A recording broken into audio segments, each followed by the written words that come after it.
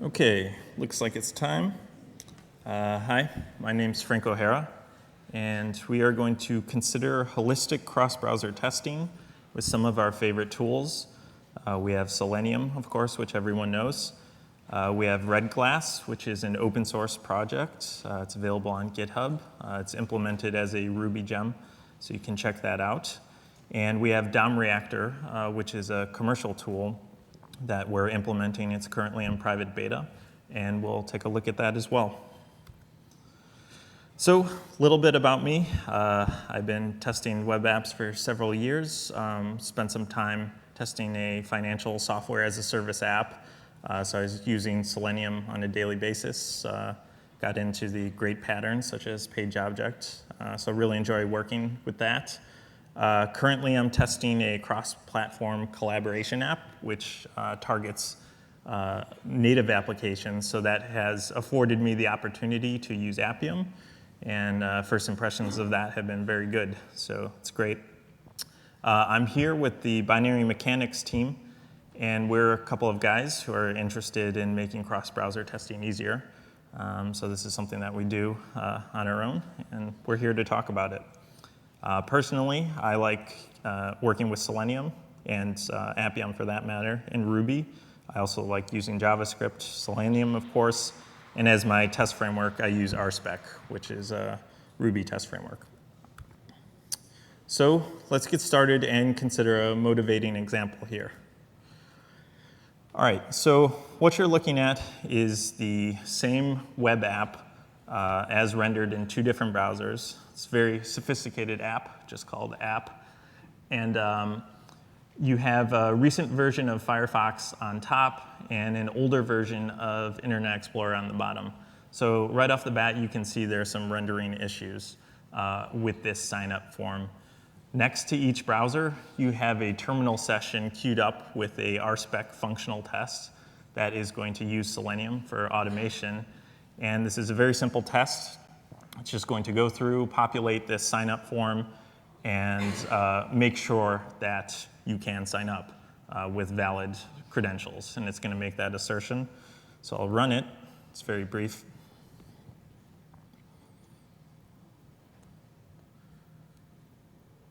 OK, so as you can see, both tests passed. But as we can also see, there's some serious rendering issues with the older browser on the bottom, which for this example we have to support. So this is great. This is a very simple piece of business logic sign-up form, but it's also a critical piece of business logic. You need to have users sign up. So it's great that the functionality is intact, but how much confidence are your users going to have in your application if they come and they get an experience like this? They might be turned away. It could contribute to your bounce rate. So you really want to make sure your site obviously looks and behaves consistently in each browser.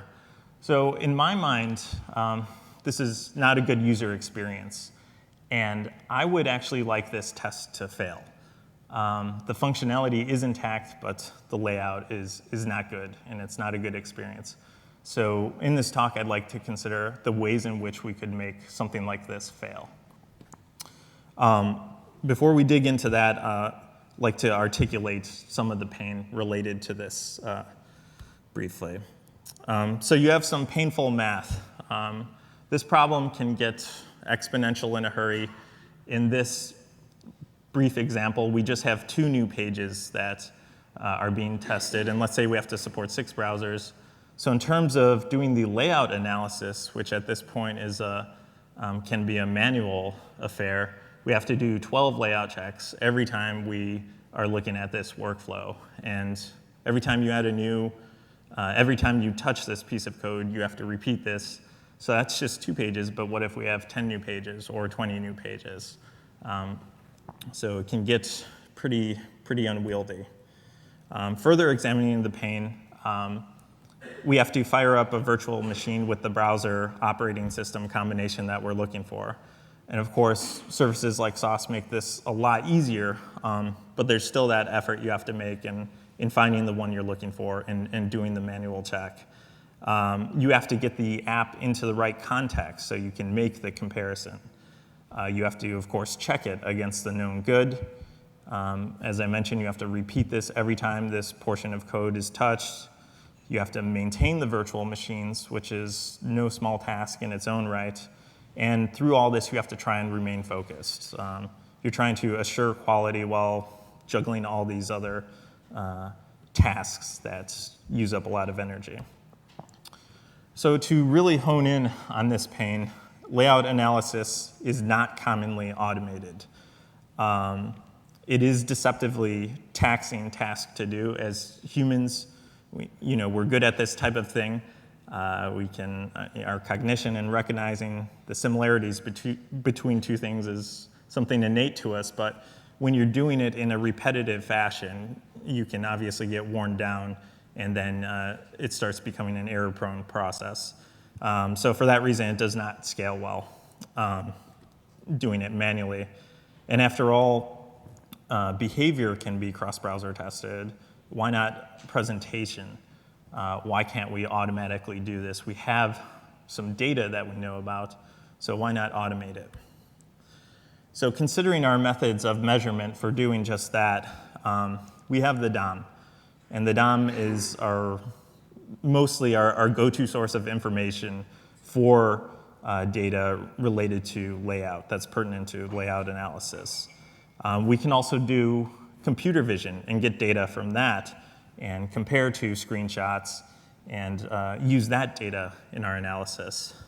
And we can also set up a system of rules for dealing with this stuff. So known issues with certain browsers, we can take that into consideration and counter for that ahead of time. What we found is that an integrated approach works best when trying to accomplish automated layout analysis. If we take data from the DOM, data we get from computer vision, and data we get from an established rule set, bring those together, we can generate meaningful differences in the rendering of the same application in two different browsers. So let's look at each data source in its own right. So the DOM, document object model, everyone's favorite API to work with.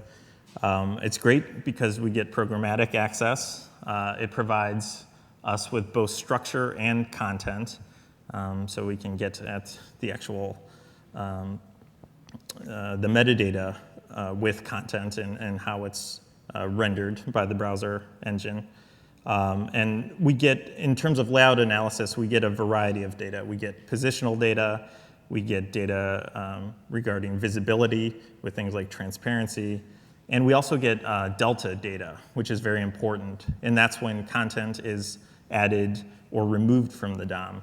And when you're dealing with a highly interactive user interface, there's a lot of AJAX going on, a lot of DOM manipulation. That delta data is important and can illustrate how your app is reacting under test. So as a very quick example of working with the DOM, this is, of course, JavaScript. We get a reference to an element by its ID, and we just call the offset left property on that, and that will tell us how far offset it is from its parent element. So that's great. That tells us a lot about where this element appears on a page, and we could, of course, use that in trying to compare it to where it appears in another browser. So a problem with this, and these are examples from older browsers, just because they're dramatic, but with HTML5, you have other examples of differences like this.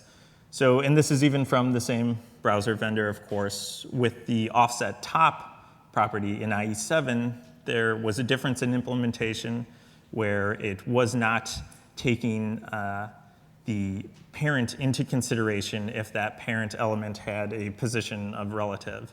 So if you were trying to add these offset tops up in traversing the DOM, you would get different values doing it in IE7 versus IE8.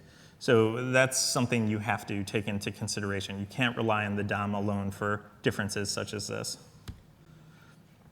Regarding data we can get from computer vision. Computer vision is a very broad and sophisticated field. It attempts to replicate abilities of human vision and cognition. Not going to get into the depths of it now because I don't understand the depths of it. But for the purposes of layout analysis, we are concerned with the subfield of object recognition, finding similar regions in each screenshot and then trying to establish a relationship between those, trying to associate them. Of course, any computer vision algorithm that we use has to interpret displacement and distortion, because that's in fact what we're looking for. We want it to know when some similar element has shifted. We don't want to know when they're identical necessarily. We also want to know when something is shifted, and screenshot is our subject matter. So an example of computer vision, this is, again, our app screenshots taken from it. This is on the confirmation page. And this computer vision algorithm has identified similar regions. As you can see in the thanks div, it has correctly associated that point, the upper left-hand corner of that element, and that line drawn between them is the association. So this is excellent. This is exactly what we need. And if it was always this consistent, we probably wouldn't need to go further than this. But there are problems. This is actually the full set of associated points that this algorithm churned out. And as you can see, on many of them, it's spot on. But also, there's a lot of false positive, such as those diagonals that really don't correspond to similar regions. At least they don't appear to. So we can't really rely on this data in its own right as well. So talking about data we can get from rules, establishing rules. Again, these are great when we know the issues ahead of time, and we can set them up to counter for them. You can have browser level rules, as we saw with that IE7-8 issue. We know about that offset top, so we can counter for that. In terms of page-specific rules, when we're doing this type of analysis, if the DOM is telling us that something is appearing in a different place, but visually it's really okay, it's not a problem, we can set up a rule for that specific element and tell it to ignore that. And in terms of analysis level rules, this is more like a configuration that you would use in doing your difference comparison, where you could set something like a displacement threshold. So how much movement away from where you expect it to be can you tolerate? Some examples of rules. I'm sure many of you are familiar with quirksmode.org, which is essentially a giant catalog of how browser vendors implement standards and CSS attributes and things like that. And as you can see, they have correctly cataloged this IE7-8 issue, which I had described. In terms of implementation in using these rules, we have, of course, jQuery, popular JavaScript library, which is well known for its cross-browser support. And again, coming back to this offset issue, they have this little offset API, which in most cases does give you consistent results across browsers in terms of getting that attribute for an element. It takes into consideration the difference you see above. So this quote is taken directly from the QuirksMode site, hell is other browsers. So it's obviously a lot of work to compile these rules and illustrate them in a meaningful way. In terms of a problem with implementation, we now have two different major versions of jQuery. The 2.x no longer supports the older browsers, and that's understandable, as I understand it. There's a performance boost with not having to consider all those rules that were associated with the older browsers.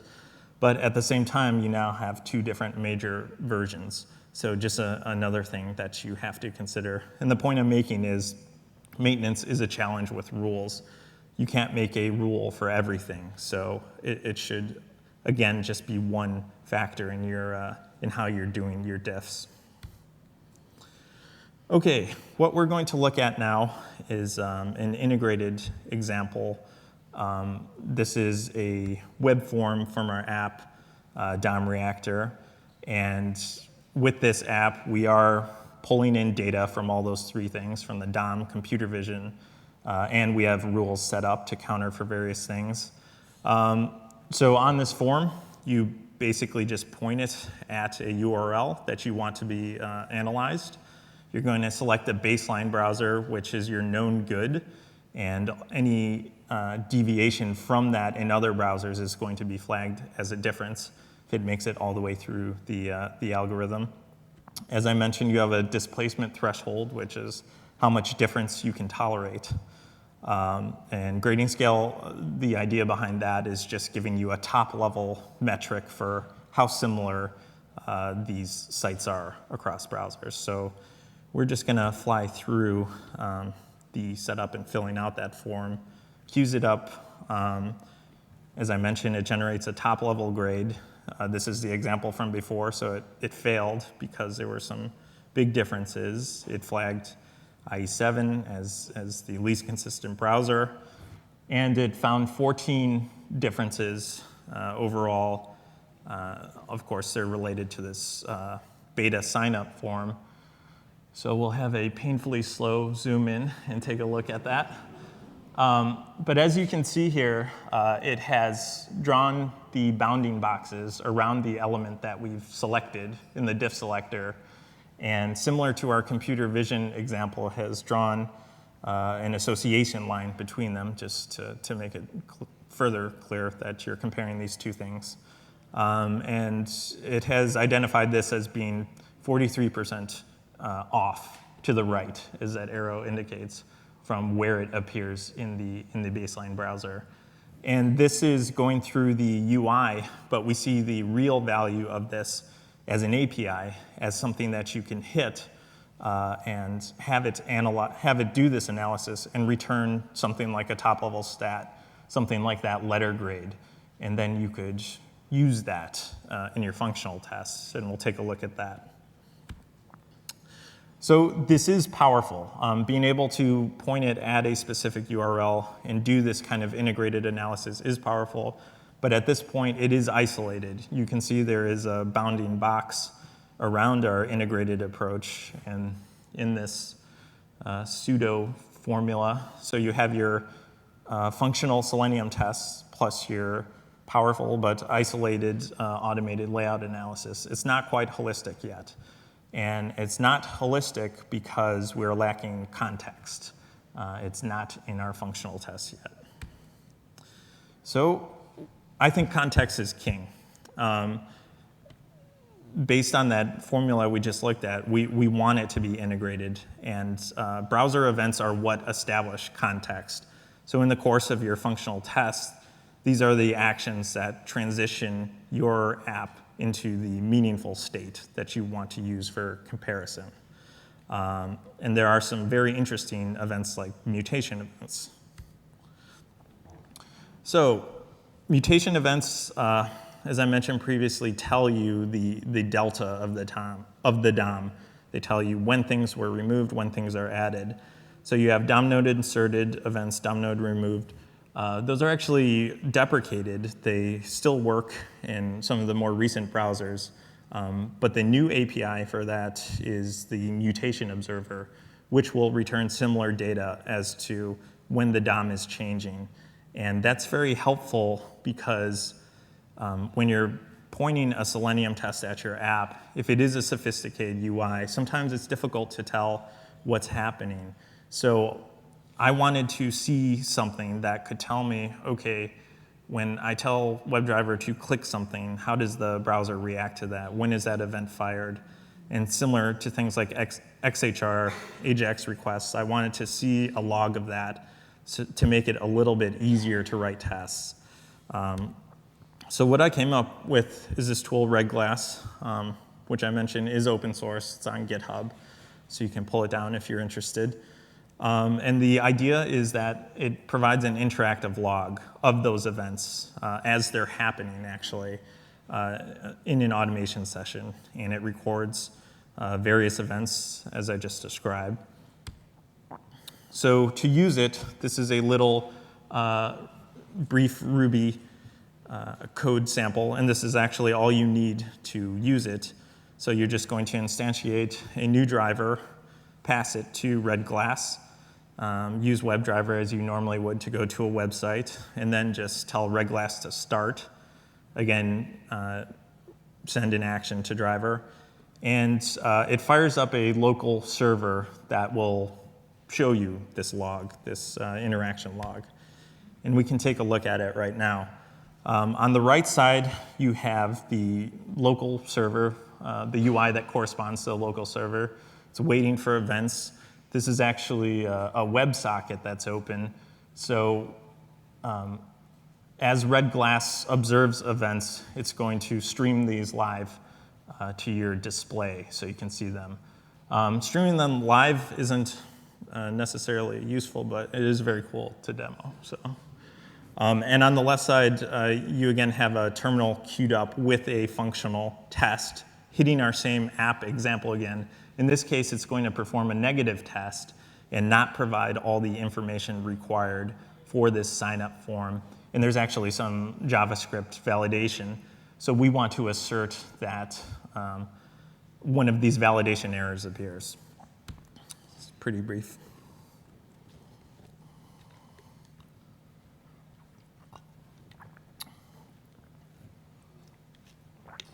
Okay.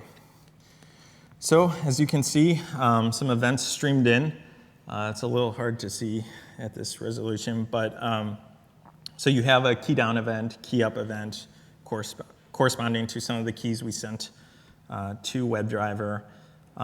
The neon green ones are actually DOM node inserted, so those correspond to the validation errors that were inserted into the DOM by the JavaScript validation that is in place. And I didn't put it in this demo, but there is a little link for those DOM node inserted, so you can view the content that was inserted. And all the way on the right side, you have your DOM delta column, which tells you how many nodes were added or taken away. So this is helpful as a diagnostic tool in writing complex tests that go through the UI. So it is helpful as a diagnostic tool, and monitoring is insightful, but for substantial analysis, we need to persist this data. Streaming it is cool and helpful, but we need to persist it to do substantial analysis on it. So we added the take snapshot method to RedGlass, and again, similar setup. And just below the driver navigate to Google, we take a snapshot, and in whatever directory you specified, it will create 4 files. It'll create metadata.json, dom.json, the source HTML, which is the page source, and a screenshot. Metadata is just metadata. It tells you which browser, timestamp, etc. And the DOM.json is interesting. That's actually a serialized version of the DOM using a simple algorithm which only captures the data that we want that's pertinent to layout analysis. So it will capture top, left, width, height, that type of stuff. To make this easy, we implemented this as a gem. So what we're trying to accomplish here is we have these page snapshots, which we took directly in our functional tests, so they're integrated. And now we want to analyze those. So again, we built this tool, DomReactor, and we have this gem. This is also on GitHub called DomReactor RedGlass, I believe. And it's just going to send these page archives over to the service for analysis and return that top-level stat, which you can use for evaluation purposes. And then, so you just have one simple command that you make, and you would probably do this asynchronously and it would return the results at some other time. So this is a potential way you could set this up. This is, of course, Jenkins, and we're using the BuildFlow plugin, which is a very cool plugin, which enables you to specify tests using a domain-specific language. And how we have set this one up is your first test is your kind of orchestration job. And the second two tests are functional tests. And they're the same ones that we looked at in our motivating example. And they're running in parallel in this configuration. And in those tests, they are going to take the snapshot that we looked at, and they're going to send those over to the next job, which is our layout consistency test. And that is going to return a result, a top-level stat. So we'll just prove this out really quick, look at some of the results. So this functional test passed, as it did before, and as we expected. And it's the same with IE. And we'll look at the layout tests, and this is hard to see, but at the very bottom, it says failed layout analysis with a grade of F. So we failed that test because it failed layout analysis, and because a portion of this build flow test failed, the overall thing failed, which is what we wanted to accomplish in the motivating example. So this is a way you could set this up. And we think that this is a powerful and integrated approach. So looking at our equation again, we're now using RedGlass with our functional Selenium tests, and we have the proper context for doing automated layout analysis, and we think this is a holistic approach. So obviously, it's time-consuming to do layout analysis, but this is something you wouldn't have to run every time. You could just run it for releases or things like that. And so to make everything I said legitimate, we have t-shirts, because t-shirts have that power. So if you're interested in that, you can come get one from me later. And this is my contact information, and that's all I have.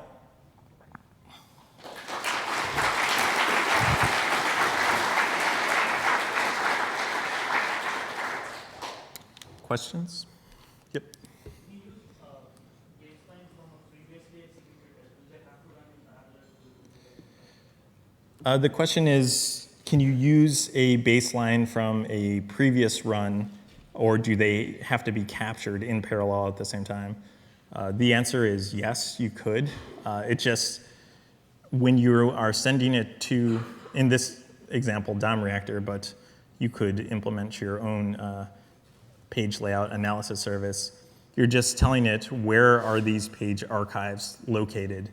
And those archives have metadata which says, hey, does this correspond to a particular test? Does it have an ID that tells me that I want to compare these two? So you don't have to capture them at the same time.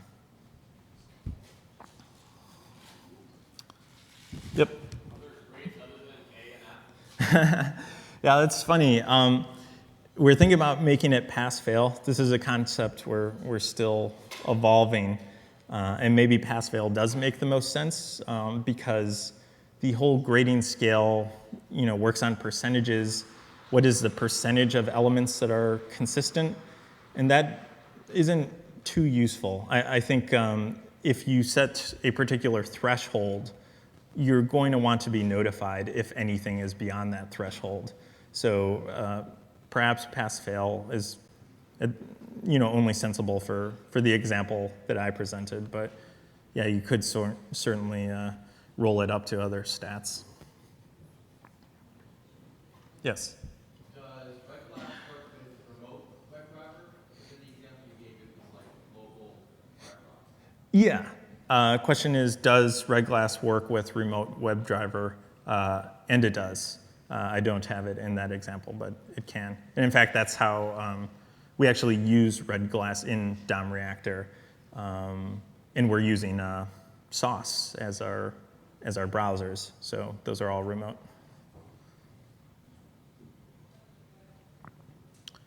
Any other questions?